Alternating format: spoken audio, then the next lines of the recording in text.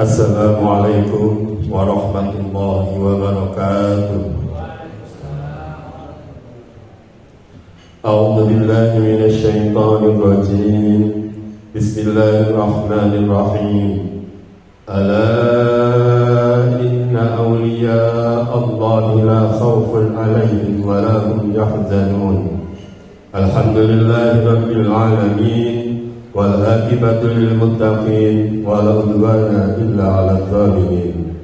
Wassalatu wassalamu ala sayyidina Muhammad wa ala alihi wa sahbihi ajma'in. Amma ba'du. Dengan asma Allah yang Maha Pengasih, Maha Penyayang, puja puji bagi Allah Pembina semesta alam. Salawat dan salam semoga dilimpahkan kepada junjungan alam Nabi kita Nabi Muhammad sallallahu alaihi wasallam beserta keluarganya, sahabatnya, serta aulia Allah dan para pengikut beliau dari dahulu sampai sekarang dan pada masa-masa yang akan datang. Maka ini sekelumit manaqib Sultanul Auliya Syekh Abdul Qadir Jailani Qaddasallahu sirrahu, memetik dari kitab Tahriqul Khatir fi Manaqib Syekh Abdul Qadir dan dari kitab Uqudul Laili fi Manaqibil Jaili. Semoga dengan diperingati dan dibacakan manaqib ini, yakni riwayat serta sejarah perjuangan Syekh Abdul Qadir Jailani Qaddasallahu sirrahu, senantiasa Allah Subhanahu wa ta'ala melimpahkan karunia kepada kita sekalian, terutama kepada sahibul hajat, keselamatan dan keberkahannya. Semoga dimudahkan rezeki yang halal dan senantiasa kita dijauhkan dari malapetaka, mara bahaya, dan selalu melimpahkan keselamatan, kesejahteraan dalam keridhaan Allah yang Maha Esa. Semoga Allah menerima segala niat dan maksud kita. Semoga dimudahkan urusan kita, baik yang berhubungan dengan dunia dan akhirat. Amin ya rabbal alamin. Adapun di antara manaqib Syekh Abdul Qadir Jailani sebagai berikut.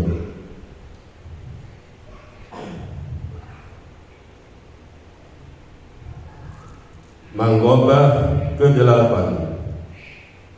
berlaku benar dan jujur adalah pandangan hidup Syekh Abdul Qadir Jailani Qaddasallahu sirrahu. Diriwayatkan Syekh Abdul Qadir ditanya oleh seorang ikhwan, apakah pedoman dalam pandangan hidup beramal? Beliau menjawab, bagiku wajib benar pantang untuk berdusta. Diriwayatkan pada waktu Syekh menginjak usia muda belia berusia 18 tahun, pada suatu hari, yaitu hari Arafah bagi kaum muslimin yang naik haji atau sehari sebelum Idul Adha, beliau pergi ke padang rumput menggembalakan seekor unta. Di tengah perjalanan, unta tersebut menoleh ke belakang dan berkata kepada beliau, "Hei Abdul Qadir, kamu tercipta bukan sebagai penggembala unta." Peristiwa itu mengejutkan Syekh dan beliau kembali pulang. Sekembalinya di rumah, beliau naik ke atap rumahnya dan dengan mata batinnya beliau melihat suatu majelis yang amat besar di Arafah. Setelah itu Syekh datang menemui ibunya dan berkata, "Wahai ibunda tercinta, tadi sewaktu saya menggembala unta, si unta berkata padaku dengan bahasa manusia yang fasih, 'Hei Abdul Qadir, kamu tercipta bukan sebagai penggembala unta. Karenanya bila Bunda mengizinkan, saya ingin pesantren ke negeri Baghdad.' Seperti telah diketahui umum, pada waktu itu Baghdadlah pusat pengetahuan agama Islam. Ketika ibunya mendengar permohonan putranya, maka keluarlah air matanya, mengingat ia sudah tua dan suaminya, yakni ayahanda Syekh Abdul Qadir, sudah lama meninggal dunia. Timbul pertanyaan di hati sang bunda, apakah aku akan bertemu lagi dengan putraku tercinta? Akan tetapi karena sang ibu adalah seorang wanita yang bersih hati, maka ia tidak menghalangi niat mulia sang putra. Lalu sang ibu berkata, "Baiklah wahai anakku, bila memang tekadmu sudah bulat, ibu mengizinkanmu pesantren ke Baghdad." Ini ibu sudah mempersiapkan uang 40 dinar yang ibu jahit dalam bajumu, persis di bawah ketiak bajumu. Uang ini adalah peninggalan almarhum ayahmu. Namun sebelum berpisah, ibu ingin agar kau berjanji pada ibu agar jangan pernah kau berdusta dalam segala keadaan. Syekh Abdul Qadir pun mempersembahkan jiwanya kepada sang bunda. Saya berjanji untuk selalu berkata benar dalam segala keadaan, wahai ibunda. Kemudian berpisahlah ibu dan anak tersebut dengan hati yang amat berat. Setelah beberapa hari kafilah berangkat dan Syekh Abdul Qadir turut pula di dalamnya berjalan dengan selamat. Maka tatkala kafilah itu hampir memasuki kota Baghdad, di suatu tempat Hamdan namanya, tiba-tiba datang segerombolan perampok. 60 orang penyamun berkuda merampok kafilah itu habis-habisan. Semua perampok tadi tidak ada yang memperdulikannya, menganiaya atau bersikap bengis kepada Syekh Abdul Qadir, karena beliau nampak begitu sederhana dan miskin. Mereka berprasangka bahwa pemuda itu tidak punya apa-apa. Kemudian ada salah seorang penyamun datang bertanya, "Hei anak muda, apa yang kau punyai?" Kemudian Syekh menjawab, "Saya punya uang 40 dinar. Tampang gembel ini ngaku kaya, dasar," hadir si penyamun sambil meloyot pergi. Lalu si penyamun menghadap kepala rampok sambil mengadu, "Wahai ketua, tadi ada pemuda miskin, ia mengaku mempunyai 40 dinar, namun tidak ada satupun yang percaya. Dasar bodoh, bukannya kalian buktikan malah dibiarkan. Bawa pemuda itu ke sini," bentak si kepala rampok pada anak buahnya. Lalu Syekh dihadapkan kepada pimpinan rampok dan ditanya oleh ketua rampok, "Hei anak muda, apa yang kau punyai?" Syekh Abdul Qadir menjawab, "Sudah aku bilang dari tadi bahwa aku mempunyai 40 dinar emas dijahit oleh ibuku di bawah ketiak bajuku. Kalau kalian tidak percaya, biar ku buktikan." Lalu Syekh membuka bajunya dan mengiris kantong di bawah ketiak bajunya dan sekaligus menghitung uang sejumlah 40 dinar tadi.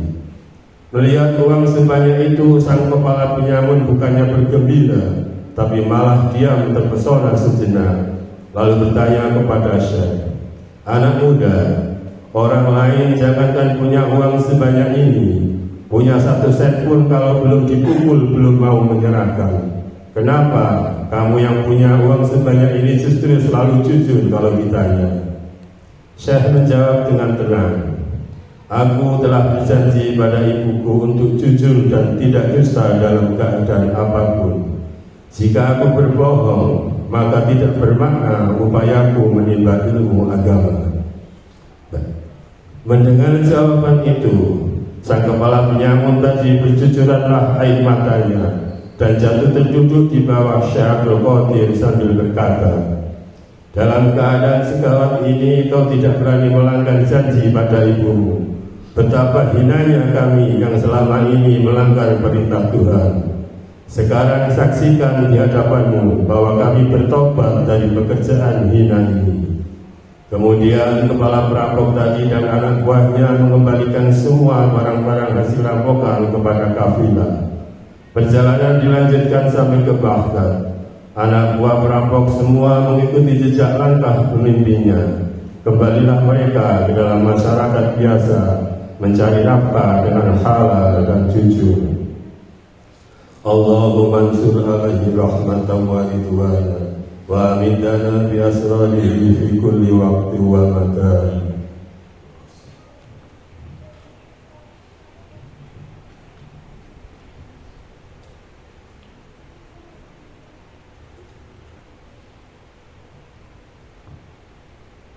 Ila hadrati sultanil awliya Aqtatil asfiya Qutbi Rabbani wal ghazi samadani Asyidi Asyadul Qadir Jailani. Al-Fatihah. Bismillahirrahmanirrahim. Alhamdulillahirabbil alamin arrahmanir rahim maliki yaumiddin. Iyyaka na'budu wa iyyaka nasta'in ihdinas siratal mustaqim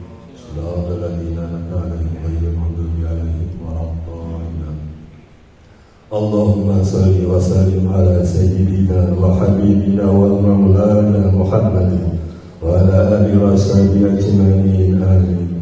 Allahumma bi asma'ika husna wa bi asma'i nabiyyika Mustafa wa bi asma'i walika Abdul Qadir Mujtaba tahir qulubana min kulli wasfi yub'iduna an musyahadatika wa mahabbatik wa aminna ala sunnati wal jama'ah فشلك بها صدورنا ويسر بها أمورنا وفرج بها همومنا واكشف بها همومنا واغفر بها ذنوبنا وقضي بها ديوننا وأصلح بها أحوالنا وبلغ بها آمالنا وتقبل بها توبتنا وأغسل بها حوبتنا وانصر بها حجتنا واجعلنا بها من المتبعين بشريعة نبيك المتصفين بمحبته المحتدين بيده